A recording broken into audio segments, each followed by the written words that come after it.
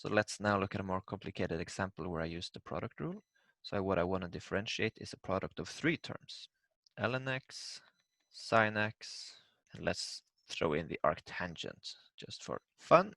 And here, at first, we can just recall from high school that the derivative of ln x is 1 over x. The derivative of sin x is cosine x.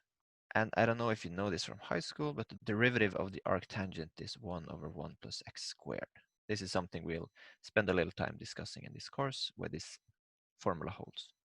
Anyway, we keep this in mind. And now we use the product rule. So the product rule tells us how to differentiate a product of two terms. And here I have three terms. So what I need to do is group two of them together, say like this. So this would now give me the derivative of the logarithm times sine x arctan x, where I don't take a derivative. And then I add the logarithm here, not differentiated, times sine x arctan x with the derivative. Here, of course, this is 1 over x times sine x arctan x plus ln x. And now I do the derivative of this product. So I have to use the product rule again.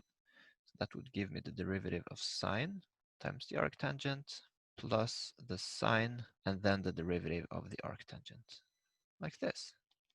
Keeping this guy, I'm adding the logarithm and then multiply it with whatever's inside of here, which would be the cosine times the arctangent plus the sinus multiplied by his derivative, and his derivative was just this. So I'm getting here sinus x divided by 1 plus x squared. And I'm done. If I want, I can multiply in the logarithm, or I can just keep it like this.